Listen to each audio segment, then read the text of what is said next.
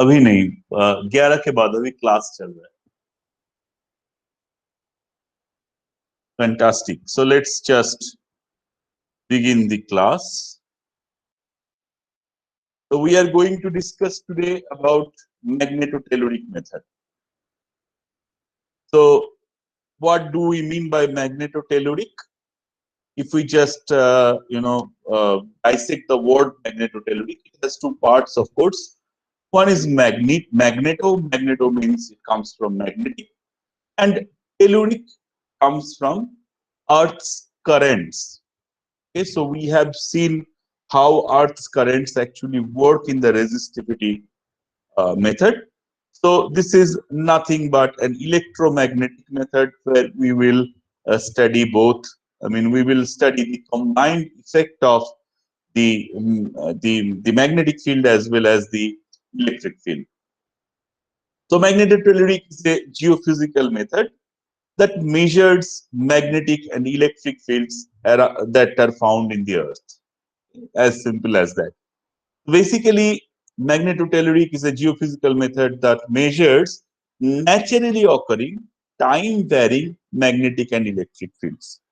Okay? So the basic difference, one of the major differences between the resistivity method and the magnetotelluric method is here we don't actually put any anthropogenic source in case of magnetotelluric.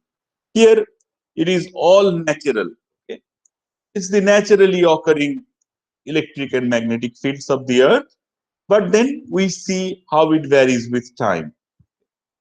So from these measurements, we can derive resistivity estimate of the subsurface from the very near subsurface to 10,000s of feet. Okay, so in this case also the major profile that we create are nothing but the change in resistivity. Okay, like the resistivity method. Here also we see how the resistivity varies from one layer to the other. Like in seismic, we see how the acoustic impedance varies from one layer to the other.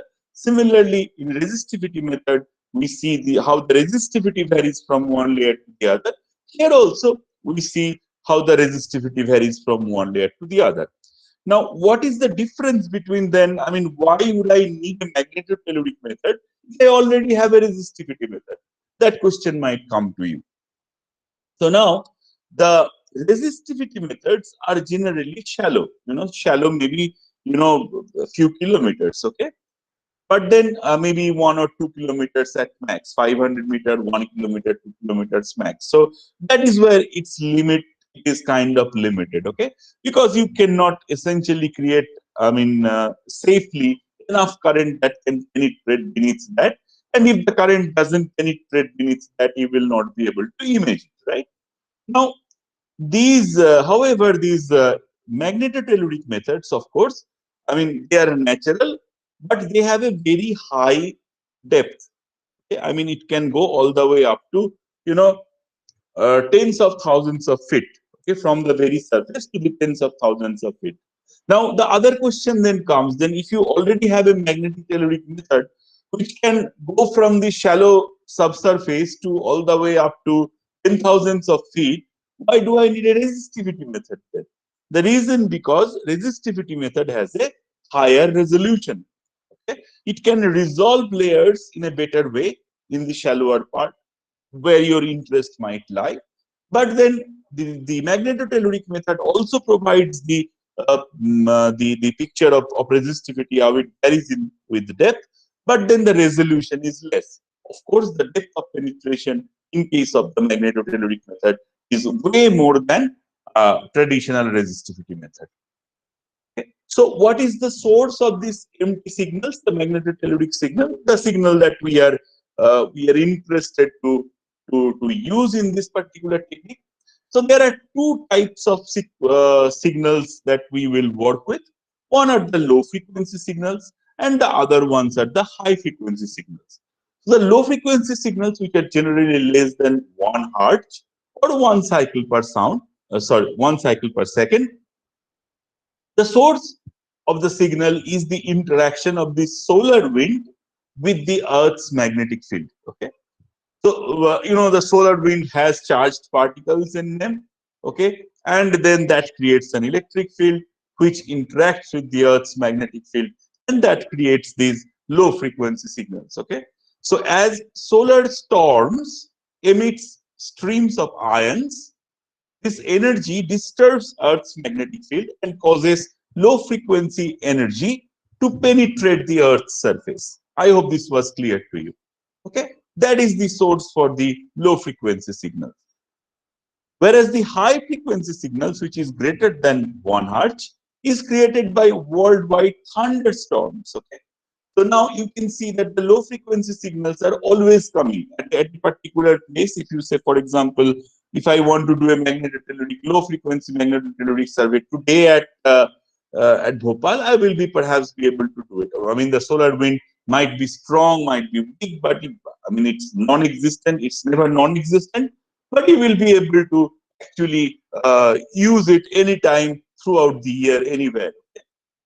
Now, for the high frequency signals, of course, it is the magnetic field is still the magnetic field of the Earth, but the electric field is created by the worldwide thunderstorms. Okay, usually near the equator where there are more thunderstorms. Okay, the energy created by these electrical storms travel around the Earth in a wave guide between the Earth's surface and the ionosphere, with some of the energy penetrating into the Earth.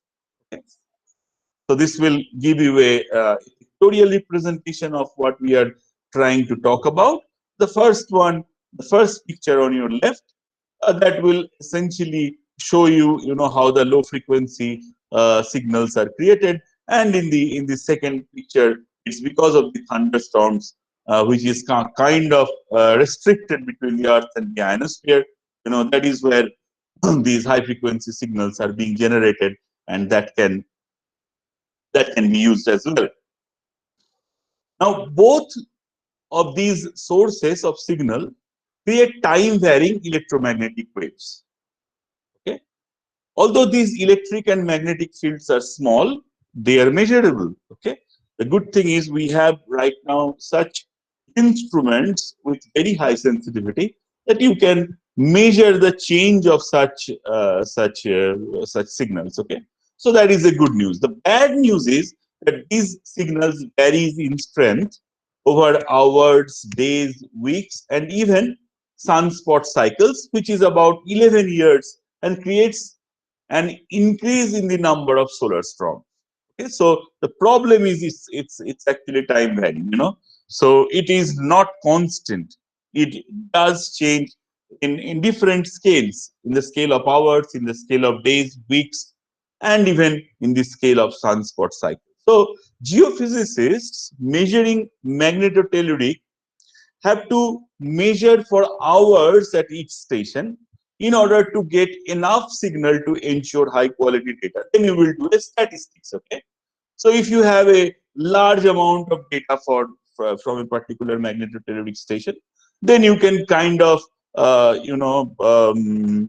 get rid of these get rid of the effects that is coming due to the coming due to its natural variation with time, and then you can use it for your purpose of measuring the imaging the subsurface. Okay, this is especially true when measuring them at lowest frequencies, about 0.001 hertz. Okay, if the frequency is lower, of course it becomes even more difficult because the resolution decreases, right? The resolution also decreases at low frequency. At these low frequencies, we need to record for 16 minutes to get one sample of data. Yeah, one data takes 16 minutes to be recorded. Okay, and then maybe you need thousands of data to say something meaningful about a particular area. Okay, I mean about a particular location, not an area, about a particular location. Then you perhaps need, another 100 measurements in that section to talk about what is beneath. Okay, so this means we really need to record for several hours just to get a decent statistical average of good data. Okay, so that is one of the major disadvantage of using magnetotelluric method. Okay, so there are two disadvantages. One we talked about. One is that it is time varying. It actually changes with over hours, days and weeks and sunspot cycle. So you have to, for that particular reason, you actually have to average it out. You have to have a statistical average for to get a meaningful signal out of it. Now then, for low frequencies data, it's even more. So the major problem is for a magnetic station to get even one data, you have to take you have to measure them for a long time. Say, for example, if you think about resistivity or if you think about seismic, they're instantaneous. You just make the disturbance or you pass the current and you get the signal instantaneously, right? It is reflected and you get it instantaneously. But for magnetotelluric, it is not the case. You have to really uh, record the data for quite some time. So, in spite of having these disadvantages, there are some very useful areas where magnetotellurics are exclusively used. And let us see what are they. So the magnetotelluric method itself has been in existence since 1960s. Okay, practical systems came into use in the 1970s with large improvements made in 1980s. Okay. The last 2 or 3 years have seen the advent of the smaller systems taking advantages of GPS and faster computers, as well as 24-bit A to analog to digital conversion. So as soon as the computer came and the GPS technology came, there was a revolution in the magnetotelluric method, although it started in 1960s. Okay. So at first, magnetotelluric method was used mostly for reconnaissance mapping of basins and geothermal prospects. What is reconnaissance mapping? Reconnaissance mapping is nothing but the first type of mapping that you do. It's not very detailed, but then you kind of get an overall picture about the subsurface, right? So those sort of areas where magnetotelluric method is really useful. You don't want to get into detail, but you want to get a low resolution data over a large area, over a large depth. That is where magnetotelluric method is still most useful for. Okay. So in the 1980s, magnetotelluric came into use for petroleum exploration, mainly in the frontier areas. This is because magnetotelluric is very portable. A station can be placed almost anywhere with the access by horse, helicopter, snowmobile, etc. So when we discussed about seismic, we talked about land seismic. You remember I mentioned that it is very difficult. It becomes fairly impossible to carry out a seismic survey in the mountains, right? Simply because you have seen the size of those trucks which carries the hammer which pounds on the ground to create the vibration, right? So it becomes almost impossible to carry out seismic survey on the mountains. But that doesn't mean that there is no oil and gas beneath the mountain. So if you want to image the subsurface beneath the mountains, what is your alternative?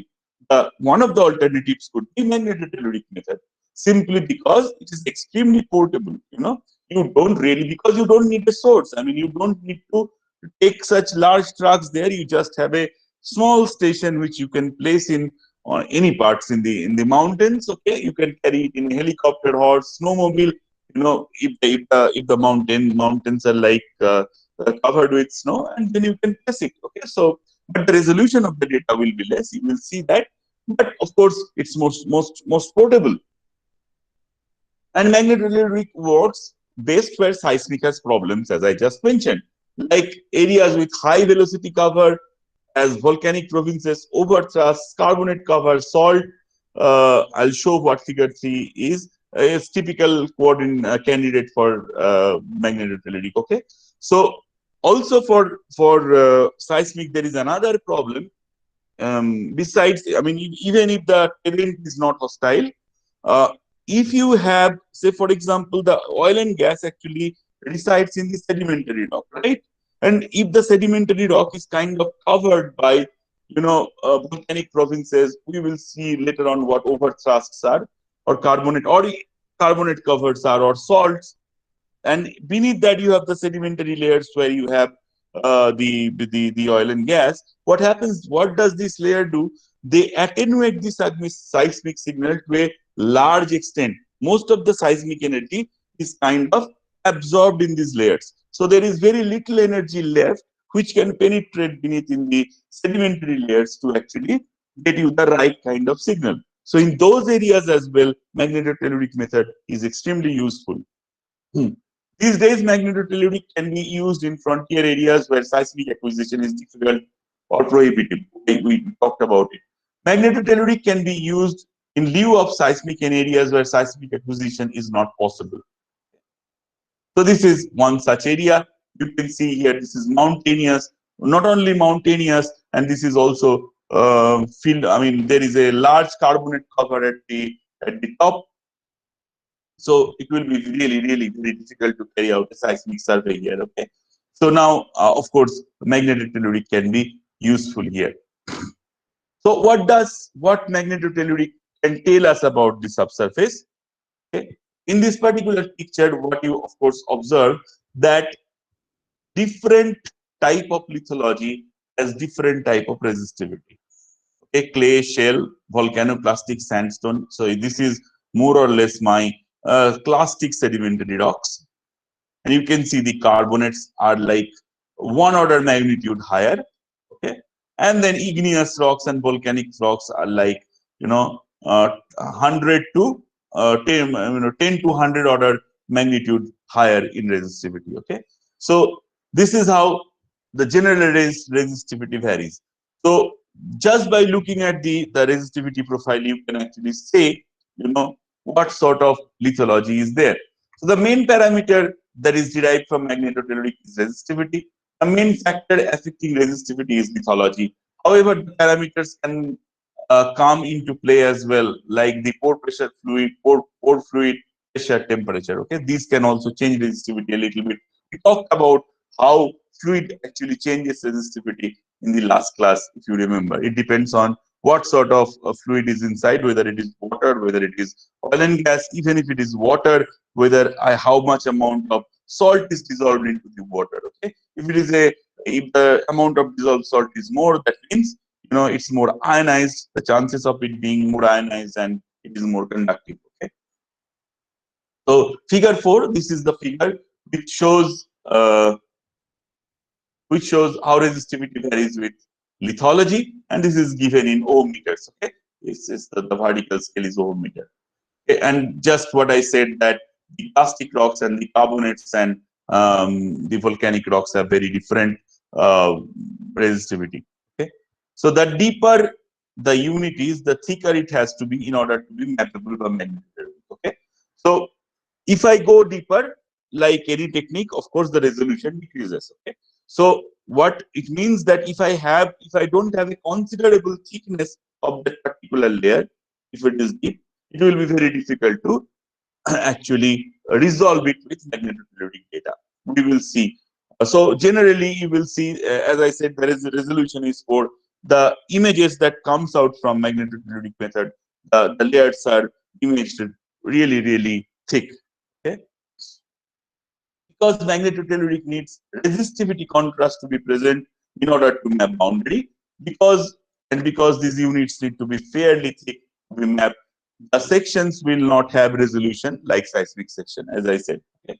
And maybe seismic resolution is of around 20 meters, whereas the magnetotelluric method's resolution could be in the 100 meters or so. If their thickness is less than 100 meters, you will not be able to resolve it. Okay, but then the advantage is it's very, very portable, and you can actually do it anywhere you like, and then it can penetrate to a very greater depth.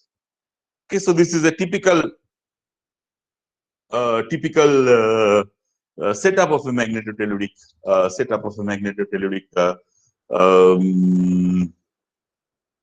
system, and let me just read it out, and I'll keep on explaining what it is. So, how magnetotelluric data are acquired?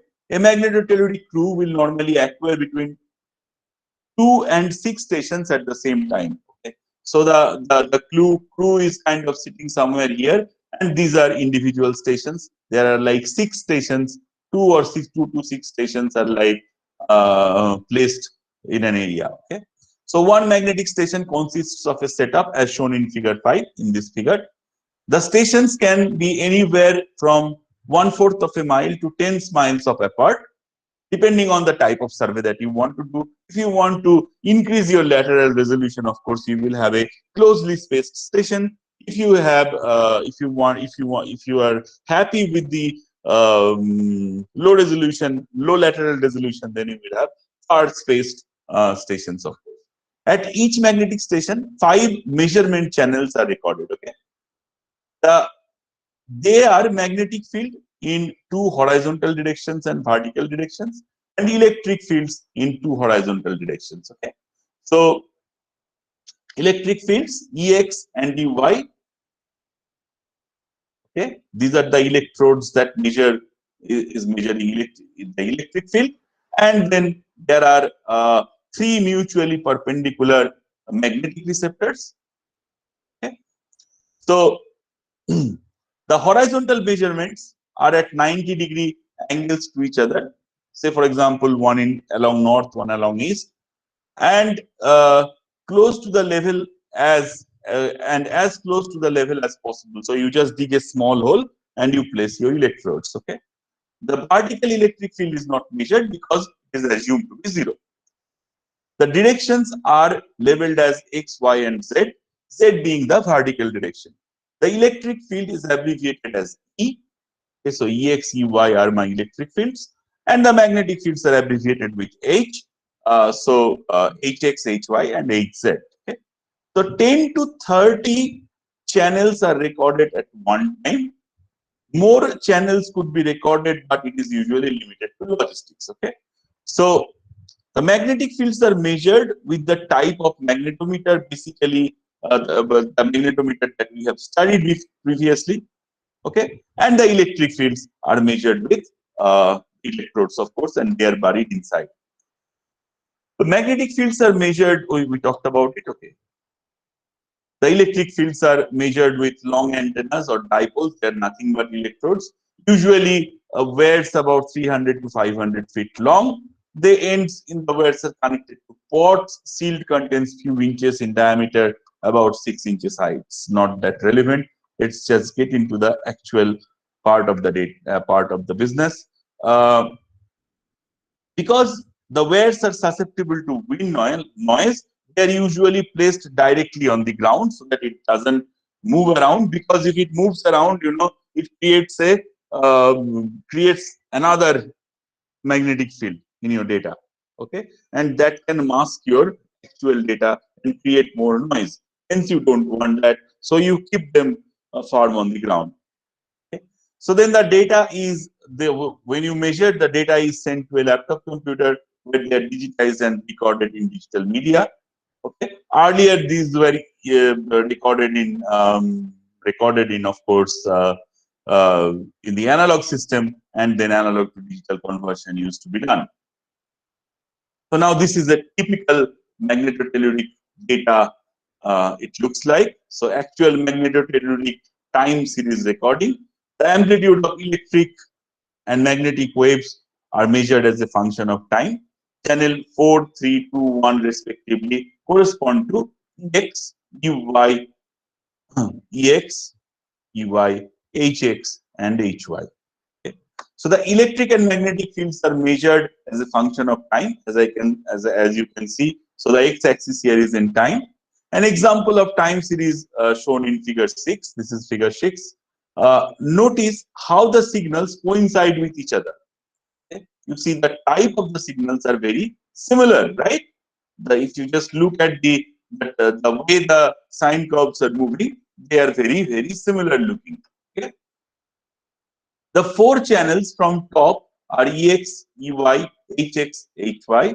Remembering basic physics, the electric field in the x direction Ex should correlate with the magnetic field of the y direction Hy. Okay. So your Ex, that means your number 4 channel, should be analogous to Hy. That means my number 1 channel. Okay. And similarly, Ey electrode with Hx. Hz is not shown, is recorded only to give us information about the geological strike. That's all. Okay. We will use Ex, Hy, Ey, and Hx to tell us about the subsurface resistivity. These are the 4 things that we are going to use to understand how the resistivity actually is there. The data is then synchronized with GPS signals, global positioning system signals. This is important because as we record 2 or more stations at one time, these data are compared with each other for noise. Okay? So if there are 2 stations which are very close by, you don't expect them to have very different signal, right? If you see, you don't expect geological variability, but you still see some sort of difference in pattern between 2 stations data. What would you do? You essentially would cut out, it would help you to cut out the noise from the data. Okay?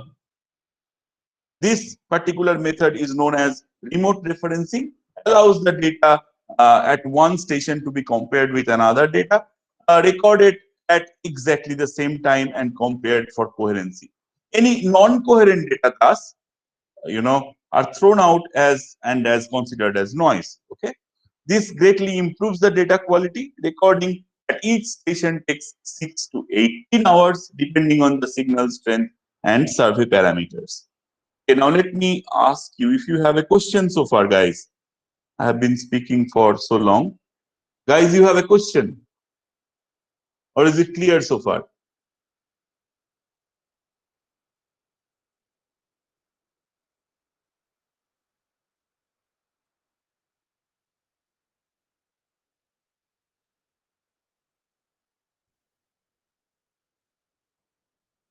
Okay, it doesn't look like you have a question, then I'll just move ahead. Right. Now, this is how the processing of, we talked about the acquisition of the magnetotelluric data. Now we are talking about the processing of the data and the interpretation of the data. After magnetotelluric data are acquired, they run through several processing steps, like seismic we talked about. In part, noise is removed from the data. Examples, the noise of thunderstorms, power lines, pipelines, trains, they all actually emit electromagnetic signals. And they actually come as a spike. So you have this beautiful data set, and all on a sudden, if you see a spike, which doesn't make sense, you can remove that spike, and that spike could be related to maybe a train going through that area. Okay, maybe suddenly there is a thunderstorm, or an electrical cable that is being encountered. So those will all affect your signal, but you can easily filter them out just by looking at the spike characteristics. Okay. Part of the processing involves comparing the data at one station to another station that are recorded exactly at the same time, which we just talked, remote referencing, that is what we call. As noticed above, any coherent signal between 2 stations is considered noise and discarded in the time series. Okay, there it is removed from the time series. The magnetotelluric measures changes in the electric and magnetic field with time. The data are transformed from time domain to frequency domain. Now, this is an important step. So, the time domain is now to change it to frequency domain. Okay? At each station, about 40 points in the subsurface are derived as a measurement of apparent resistivity and phase versus frequency. Okay? I'll explain what it is. Let me just go ahead, and you will be able to understand. So you can see here in the x-axis. So what was there in the x-axis? Here I had time, and the y-axis I had resistivity. So what I am doing here, I am essentially changing this x-axis, the time axis, to frequency, right? So you know how time and frequency can be changed. Its frequency is 1 upon time, right? So let me find the right word to explain this one. Okay, so some sample of magnetotelluric data is shown in figure 7. If I explain, I hope it will be clearer to you. which shows apparent resistivity in ohm meter versus frequency in hertz. The data are plotted on log-log curve, where 2 means 10 square or 100 and 0 means 10 to the power 0, that is 1. It should be remembered that lower the frequency, deeper the information. So, why there are two curves? One curve shows the apparent resistivity determined from the electric field, for example, in the north direction, and the magnetic field in the east direction. They will be similar. And the other one, the other plot of the data are the two orthogonal fields. Okay? So hence, at every magnetotelluric data, we get two curves. These data are processed that they align approximately along the geological dip and geological strike, regardless of the layout of the field. The processing takes place hours per station. Okay? So now let me try to explain. Okay. So you have your you have your you have one resistivity obtained from your EXHY and another from HXEY. Okay? They will be treated together, and 4 and 1 will be treated together. 3 and 2 will be treated together. Okay? 3 and 2 will be treated together. Now, so you will get a composite signal analyzing these two, and you will get a composite signal analyzing 1 and 4. Okay? And then the time, the time period that it takes to actually complete one cycle in these things is converted into frequencies. Okay, is converted into frequencies. So then what I get, a frequency in the x-axis and a uh, resistivity in the y-axis. Okay, so now you see what is happening. Uh, let's say,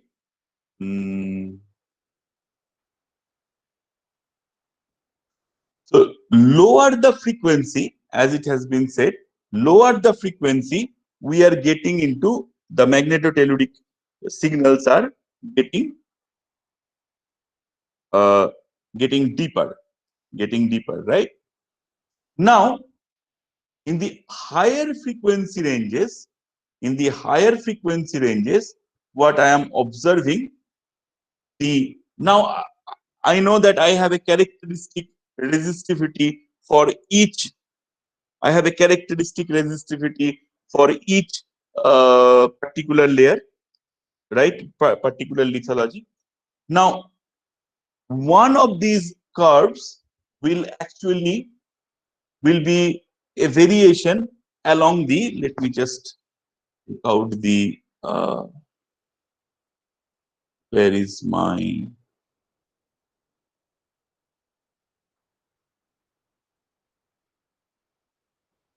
whiteboard? Just had my whiteboard open.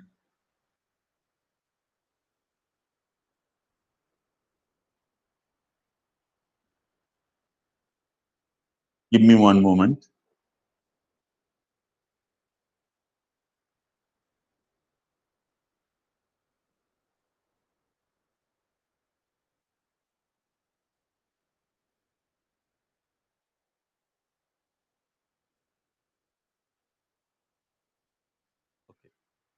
So suppose there are beds, okay, which looks something like this. Yeah.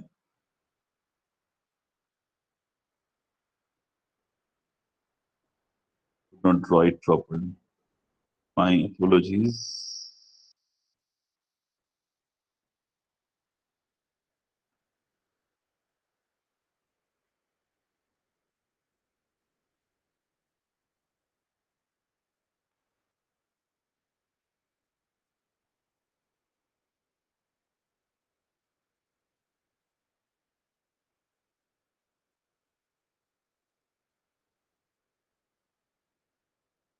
This is the horizontal, right?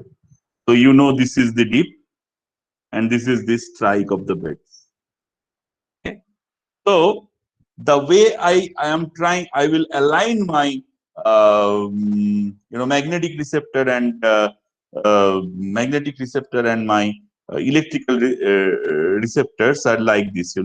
So suppose this is the direction I have kept my EX and also HY, and this is the direction I have kept HX and EY. Okay, so from EX I have got a signal. From HY I have got a signal which would look very similar, simply because I'm measuring resistivity in both of them. Okay, so I will combine these two. Okay, and similarly, so this is EX, this is HY, this is time, this is time, this is resistivity in ohm meter. Okay, and then I will also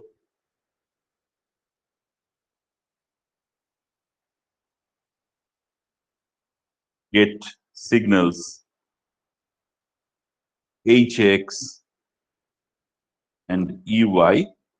Okay, and then I will combine these two, and I will combine these two. Okay, so the then I will get a picture which looks something like this. So RHOXY, so that one of them is actually showing me how from low frequency to high frequency, how my resistivity is changing with depth. So from high frequency to low frequency means I'm going from a shallower direction to a deeper direction, and how it is varying with strike. And then in the other curve, what I am seeing, how my resistivity is changing from shallow to deep as I am moving from high frequency to low frequency, and how it is changing in the deep direction. Okay, and then I know from my characteristic resistivity value what sort of lithology it is. Okay, so I can see that, in both in at the shallower section,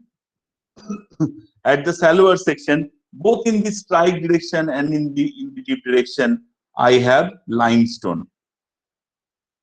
Okay, if I move little bit deeper, what I am observing, then I have like clastics, both in the strike direction and deep direction. Now, if I am moving further in the depth, what I am observing, that in the strike direction, perhaps I have plastic, but in the deep direction, I have basement. Okay, I have a difference in rock type. Okay. Now, several of such curves are actually generated at each of these seismic stations, at each of these magnetotelluric stations. Okay, and then such data is kind of clubbed together is to prepare a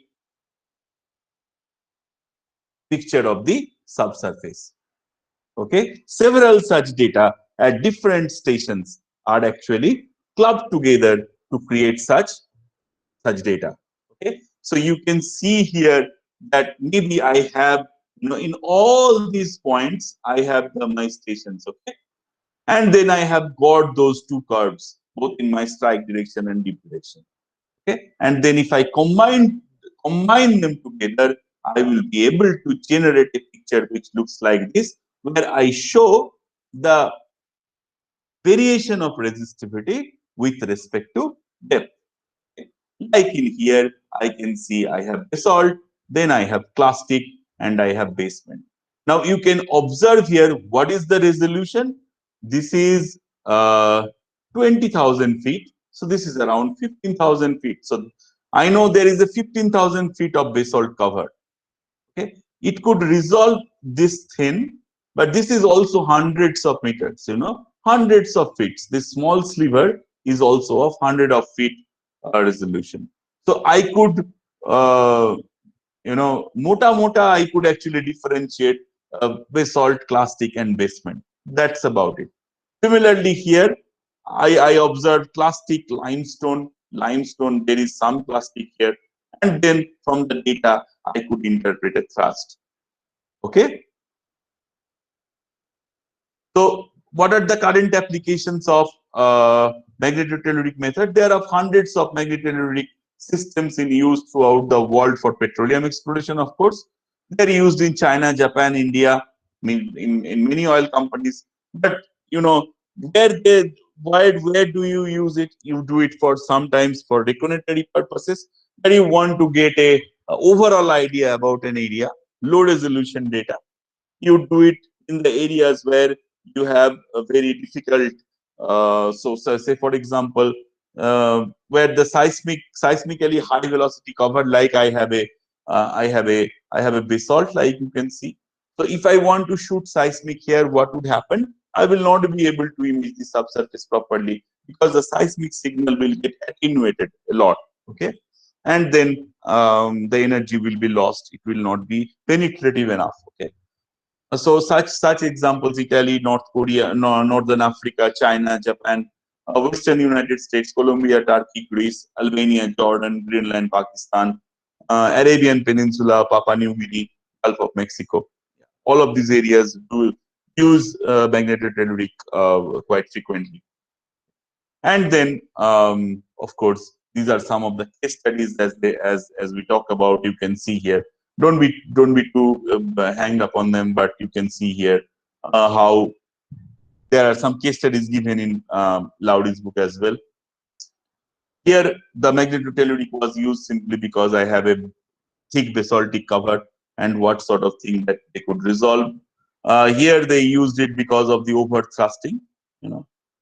Why over thrusting it is important? Because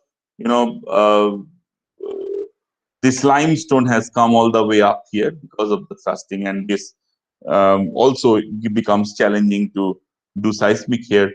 Always, most of the time with over thrusting, you also have big mountains standing up. Okay, there also you do such type of surveys. This is an example in Turkey. Okay, so this is so you can see this is how the seismic looks like. Okay, this is seismic and the corresponding magnetotelluric. Seismic doesn't show anything. Yeah, but magnetotelluric, at least you get some overall idea. Okay, because it has a volcanic cover on the top of it. Okay, so there's granite over thrust. It has over thrusting as well as a volcanic cover on the top. Hence, you used magnetotelluric here too. Okay, so that ends the discussion on magnetotelluric. I am happy to answer any question if you have. Please go ahead.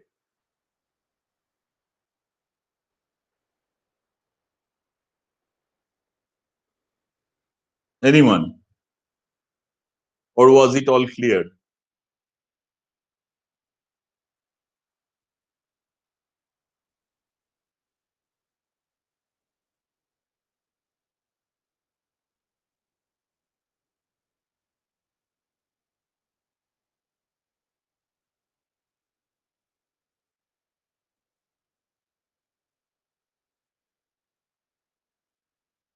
Rahul, Meenakshi, Anshuk, tell me, are you guys okay with it or need more clarification? Naveen, Kavin,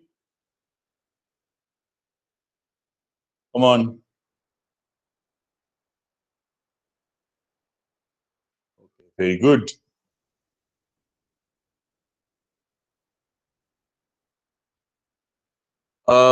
Okay, then, if you don't have any further question, I will stop the class here.